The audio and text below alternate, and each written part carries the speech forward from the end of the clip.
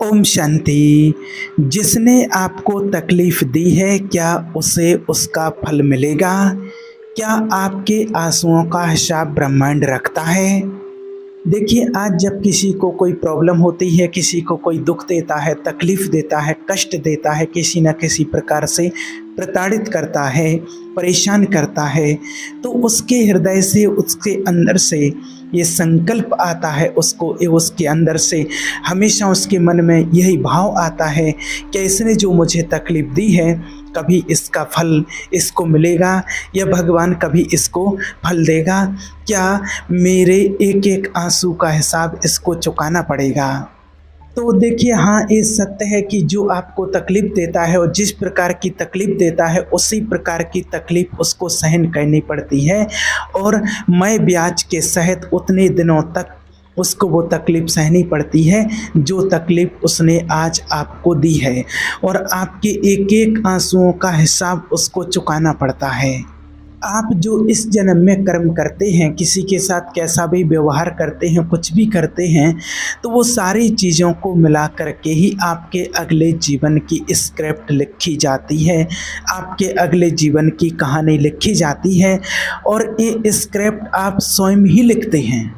जो आप कर्म करते हैं, उसकी कर्म के अनुसार ही आप स्वयं ही अपने भाग्य को लिख रहे होते हैं। आप जो अभी भोग रहे हैं, वो आपके पिछले जन्म का किया हुआ अच्छा या बुरा कर्मों का फल आप अभी भोग रहे हैं। और आप अभी जो वर्तमान में कर रहे हैं, अच्छा या बुरा जो भी कर्म होगा, उसको आपको अगले जन्म में भोगना पड़ेगा। और यहाँ आप जो भी कर्म कर रहे हैं, जो भी आपके साथ घटनाएं घटित हो रही हैं, जो भी आप कर्म कर रहे हैं, वो आपके सोल कॉन्टेक्ट में लिखा जा रहा है कि आप जो कर्म कर रहे हैं, आपको एक एक कर्म का हिसाब किताब आपको देना पड़ता है। और जो जैसा कर्म करता है, चाहे कोई कितने भी तपस्वी हो, संत हो, मुनि महात्मा हो, या कोई साधारण व्यक्ति हो, या रोडपति हो, करोड़पति हो, पैसे वाला हो, कोई भी हो, सबको अपने कर्मों का फल भोगना पड़ता है। उससे कोई नहीं बच सकता है। जिसने जो अपनी हिस्ट्री में लिख लिया है अपने कर्मों के द्वारा, उसको एक ना एक दिन उसका फल भोगना ही पड़ता है। एक ऐसी ही सत्य घटना आपको बताते हैं। देखिए, एक सन्यासी थे जो बचपन से बाल ब्रह्मचारी थे, सन्यासी थे, और वो हनुमान जी के मंदिर में पूजा करते थे। हनुमान जी के मंदिर में रहते थे, वहीं पूजा करते थे, और बहुत नामी ग्रामी संत थे, माने हुए थे। और एक ईश्वर की आराधना करना और अपनी परमात्मा की श्रीमत के अनुसार चलना, सारे अपने जीवन में नियम अपनाना, सब कुछ करना, ये सारी चीज़ें उनके जीवन में चलती रहती थी। अब क्या हुआ, बचपन से ही सन्यासी बने हुए थे। जैसे मैंने थोड़े बड़े हुए, अपनी पढ़ाई लिखाई थोड़ी बहुत की, और उसके बाद फिर अचानक उनको वैराग आ गया। बचपन की ही अवस्था थी और उस टाइम से ही सन्यासी थे। तो करीब करीब इनको बताते हैं कि 20 साल हो गए थे मंदिर पर रहते हुए, और नामी ग्रामी संत, पूजे जाने वाले, सब कुछ बढ़िया। एक दिन क्या हुआ, अचानक एक जगह इनका पैर फिसला। जो मंदिर था वो थोड़े गांव से दूर था, और एक पहाड़ी माना पहाड़ था, पहाड़ी एरिया था, वहाँ पर मंदिर था। और वहाँ से थोड़ी दूर पर एक कुआं था, तो कुआं से वो पानी लाते थे। तो वो कुआं में पानी लेने के लिए जा रहे थे, वो भी किस लिए, पूजा करने के लिए, सुबह सुबह जल्दी। तो उनका पैर फिसला और उनका पाँव फ्रैक्चर हो गया। उनका पैर एकदम फ्रैक्चर हो गया, और फिर उनको बहुत कष्ट, दर्द, तकलीफ तो होती ही है। देखो कि जब किसी को कोई इस प्रकार की जब हड्डी टूट जाए, फ्रैक्चर हो जाए, तो उसको दर्द तो होता है, नॉर्मल सी बात है कि दर्द तो होगा। लोग आए, उन्हें हॉस्पिटल ले गए और उनको माना ट्रीटमेंट करवाया, डॉक्टर के पास ले गए, प्लास्टर बंधा उनको, और धीरे धीरे करके उनको रिलीफ होने लगा। लेकिन सभी के मन में एक ही ख्याल आ रहा था, सभी लोग यही कह रहे थे कि आखिर ऐसा क्यों हुआ है। तो इतने नामी ग्रामी संत हैं, सबका भला करते हैं, सबका कल्याण करते हैं, भगवान की पूजा करते हैं, ध्यान करते हैं, उसके बावजूद भी इन्होंने ऐसे अभी बचपन से ही सन्यासी बने हैं, और कोई ऐसा कोई पाप कर्म नहीं किया है, किसी को दुख नहीं दिया है, किसी को कोई तकलीफ नहीं दी है, उसके बाद भी ऐसा क्यों हुआ है। तो सबके मन में ऐसे संकल्प आते हैं और कई लोग भगवान के ऊपर भी दोषारोप करने लगते हैं कि भगवान ने ऐसा किया है। जो जिनको ज्ञान नहीं होती, समझ नहीं होती है कर्मों की गहन गति को, जो नहीं समझते हैं, और जो आध्यात्मिक लोग होते हैं जैसे हम लोग हैं, तो सभी कोई न उसके कारण के पीछे जाते हैं कि आपके साथ अगर कुछ हुआ है तो उसके पीछे कोई ना कोई कारण जरूर होगा, क्योंकि ऐसे ही नहीं आपके साथ कुछ हो सकता है, अचानक ही नहीं ऐसे कुछ हो सकता है। चाहे आप कोई तपस्वी हो, संत हो, मुनि हो, महात्मा हो, या आप कोई साधारण व्यक्ति हैं, कोई भी हैं आप, तो कुछ भी आपके साथ घटित होता है तो उसके पीछे कोई ना कोई कारण जरूर छिपा हुआ होता है। तो आध्यात्मिक लोग तो इसकी गहराई में जाते हैं और हमने भी गहराई में लोगों को जाकर के देखा है कि उसके पीछे कोई ना कोई कारण जरूर छुपा हुआ होता है। तो फिर वो जब हॉस्पिटल जाते थे, फ्रैक्चर हो गया पैर, तो काफ़ी दिन तक तो एडमिट रहे और वहीं काफ़ी लोग, वो तो अच्छे नामी ग्रामी संत थे, काफ़ी उनके चेले थे और माना उनकी शिष्य थे, तो वो भी जाते थे हॉस्पिटल में। वैसे ही माना वहाँ पर जब कभी कभी तो बहुत भीड़ लग जाती थी, तो वहाँ डॉक्टर लोग भी रहते थे, तो एक कभी ऐसे ही पूछ लिया डॉक्टरों से कि आखिर हमारे महाराज जी हैं, इतनी सेवा की, सब कुछ किया, और आखिर इनके जीवन में ऐसा क्यों हुआ, कोई बता सकता है? तो वहाँ पर कोई डॉक्टर होंगे जो PLR करते थे, तो फिर उन्होंने पास्ट लाइफ कराया कि आखिर ऐसी बात क्या है कि जो इतना कष्ट मिला है और बचपन से ही भगवान की सेवा कर रहे हैं, आराधना कर रहे हैं, उसके बावजूद भी इतना कष्ट है। तो फिर उन्होंने PLR उनका किया, डॉक्टर ने PLR किया, तो उस PLR में पता चला कि पिछले जन्म में एक भक्त हुआ करते थे जो मंदिर पर ही रहते थे, मंदिर पर ये रहते थे, और एक दिन ये काफ़ी कहीं बाहर से आए हुए थे और ये भूखे थे, तो इन्होंने फटाफट आकर के भोजन बनाया, भोजन बना करके और रखा, ये पानी लेने के लिए अंदर चले गए। इतने में कुत्ता आता है और इनकी रोटी इनकी थाली में से उठा करके ले जाता है। काफ़ी भूखे थे और उसके कुत्ते के पीछे भागे काफ़ी दूर तक, और फिर एक कुत्ते को एक लकड़ी मारी इन्होंने फेंक करके, और उसका एक पैर टूट गया, पैर फ्रैक्चर हो गया इनका, कुत्ते का पैर फ्रैक्चर हो गया। अब वो कुत्ता काफ़ी समय तक तड़फता रहा, दर्द रहा उसको, वो करीब करीब 2 साल तक कुत्ता उस दर्द से तड़फता रहा। 2 साल के बाद कैसे करके फिर उसका पैर ठीक हुआ और कुछ दिन के बाद फिर उसकी मृत्यु हो गई। तो जितना कष्ट इन्होंने कुत्ते को दिया था, अब इस जन्म में क्या हुआ, ये सन्यासी बने, सब कुछ किया, तपस्या की, सब कुछ किया, उसके बावजूद भी वो फल तो उनको भोगना ही पड़ेगा, क्योंकि वो पूर्व जन्म का फल था। तो आज जो किसी के जीवन में भी मिस्टेक आती है, जो कमियां निकलती हैं, तो वो कहीं ना कहीं किसी ना किसी प्रकार से हमारे कर्मों की कहानी होती है। और अभी जो हम करते हैं, तो वो जो हम करते हैं, तो वो सारी चीज़ों को मिला करके ही अगले जन्म की हमारी कहानी, इस स्क्रिप्ट लिखी जाती है। और वो स्क्रिप्ट स्वयं हम ही लिखते हैं और कोई दूसरा नहीं लिखता है उसको। इस बात को भी आप याद रखना, ऐसा नहीं है कि आपके जीवन की कहानी कोई और दूसरा लिख रहा हो, या आपके जीवन की कहानी भगवान बैठ के लिख रहे हों, किसको कब क्या कष्ट देना है, कब किसका पैर तोड़ना है, कब किसका रिश्ता तोड़ना है, कब किसकी प्रॉब्लम देना है, क्या करना है, किसको डिवोर्स दिलाना है, कब क्या, ये सारी चीज़ें भगवान बैठ करके नहीं लिख रहे हैं। ये सारी चीज़ें हम अपने कर्मों से, हम स्वयं ही इन चीज़ों को लिख रहे हैं, कोई और नहीं लिखता है।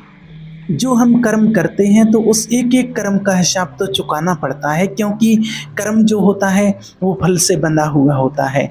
आपने कोई कर्म किया है, अच्छा कर्म किया है, अगर आप उसका फल नहीं भी चाहते हैं तो भी आपको उसका फल मिलेगा। जब तक वो कर्म का जो फल है वो ना मिल जाए, तब तक वो फल शांत नहीं होता है। जो आपने कर्म किया है तो वो आपको ज़रूर मिलेगा, चाहे वो अच्छा कर्म हो या बुरा कर्म हो, आपको उसका फल तो एक न एक दिन भोगना ही पड़ता है, उसका फल तो मिलता ही है। अब देखिए, हम तो एक आम इंसान हैं, वो तो सन्यासी थे और नामी ग्रामी इतने सैकड़ों में उनके शिष्य थे, सबको कथा सुनाना, सबको अपना मार्गदर्शन दिखाना, उसके बावजूद भी उनको अपने कर्म का फल भोगना पड़ा। और जितने समय तक उस कुत्ते ने पीड़ा भोगी, उतने ही समय तक और ज़्यादा ही ब्याज सहित लगा करके इनको भी पीड़ा, मैंने दर्द दिया है तो दर्द मिलेगा, प्यार दिया है तो प्यार मिलेगा, आपने ज्ञान दिया है तो ज्ञान मिलेगा, आपने किसी की सेवा की है तो आपको सेवा मिलेगी। कहने का भाव कि आपने जो किसी को दिया है, जिस तरीके से दिया है, जैसा दिया है, वो आपको मिलेगा और वो आपको भोगना ही पड़ेगा, उससे कोई बच नहीं सकता है। कई लोग आपने ऐसे देखे होंगे कि कई छोटे छोटे बच्चे होते हैं, उनके माता पिता जल्दी चले जाते हैं, उनको छोड़ करके चले जाते हैं। तो ये क्या होता है, एक तो कर्मों का ये भी हिसाब किताब होता है कि वो आत्मा कभी उनको छोड़ करके आए होंगे इसी रूप में। दूसरा ये भी होता है कि जब उनको माता पिता अच्छे मिले होंगे, उनको माता पिता प्यार करने वाले मिले होंगे, तो उन्होंने माता पिता की कदर नहीं की होगी। ऐसा भी ऐसे माना प्रैक्टिकल में कई लोगों को देखने में आया है। और एक लड़की थी और उन्होंने ऐसा पूछा और उसका देखने में आया है, उसका प्रैक्टिकल लाइफ में उसका देखने में आया है और फिर उसका पीएलआर में भी देखा गया है। वो बच्ची थी, माने छोटी ही थी, 7-8 महीने की थी, और जब उसको कोई माने चलना ही नहीं जानती थी, कुछ नहीं जानती थी, तब उसके दोनों मम्मी पापा एक एक्सीडेंट में एक्सपायर हो गए थे। तो उसने पूछा कि आखिर ऐसा क्यों हुआ। तो फिर पिछले जन्म में देखा गया कि वो पिछले जन्म में एक लड़का थी और वो शराब पीता था। जब लड़का थी तो वो शराब पीता था और शराब पी करके माता पिता को बहुत मारता था, माता पिता की किसी तरह से कोई कदर नहीं करता था। तो अब क्या हुआ, इस जन्म में वो लड़की बनी। अब लड़की बनी और प्रकृति ने फिर वो जो हिसाब किताब था वो जल्दी छीन लिया। अब वो माता पिता फिर सेवा करने के लिए दिए ही नहीं, है ना, अपने जीवन से ले लिए। तो जो भी जिस प्रकार की भी कंडीशन हमारे साथ बनती है, जो भी घटनाएं हमारे साथ घटती हैं, तो ये हम खुद ही चुनते हैं इनको और हम खुद ही इसको चॉइस करते हैं। खुद ही हम अपने कर्मों से एक घटनाएं रचते हैं और इन घटनाओं को हम खुद ही डिसाइड करते हैं। कहने का सीधा सा भाव है कि आप अपने जीवन की कहानी खुद ही लिख रहे हो, आप खुद ही अपने कर्मों के द्वारा लिख रहे हो। जो आपके जीवन में तकलीफ़ें आ रही हैं, जो लाइफ में प्रॉब्लम आ रही है, कैसे चैलेंजेस आना चाहिए, कैसी तकलीफ़ें आना चाहिए, जो कुछ भी है वो सब कुछ आप ही लिख रहे हो। जैसे अगर आपने किसी के साथ चीट किया, हस्बैंड के साथ, वाइफ के साथ, या किसी को पैसे को लेकर के, तो वो सारी चीज़ें आपके सोल कॉन्टैक्ट में लिखी जाएंगी कि आपके साथ ऐसे ही चीटिंग होगी। जो दर्द, जो तकलीफ़ आपने किसी को दिया है, तो इस टाइम पीरियड में और इसी तरह से वो व्यक्ति आपके जीवन में आएगा और जितने समय तक आपने उसको चीट किया था उतने समय तक वो आपको चीट करेगा। और आप खुद ही अपने कर्मों के द्वारा अलाउ करते हैं कि आपके साथ ऐसा होगा। अब यहाँ पर जब बोलते हैं कि आप खुद ही चॉइस करते हो अपना परिवार या अपनी घटना या जो कुछ भी है, तो कई लोग यहाँ पर ये भी बोलते हैं कि फिर हम ऐसा क्यों चुनेंगे, ऐसा चॉइस क्यों करेंगे कि जहाँ पर रिश्तों में टकराव हो, कहीं पर दुख मिले, कहीं पर तकलीफ़ मिले, या फिर ऐसा क्यों डिसाइड करेंगे कि मैं किसी गरीब घर में जाऊँ, ऐसा क्यों डिसाइड करेंगे। और हर कोई ये चाहता है कि लाइफ में कोई प्रॉब्लम ना हो। तो देखिए, चाहता कोई नहीं है कि मेरी लाइफ में प्रॉब्लम आए, कोई चीट करे, कुछ भी हो, लेकिन ये सब कुछ होता है अपने कर्मों के अनुसार।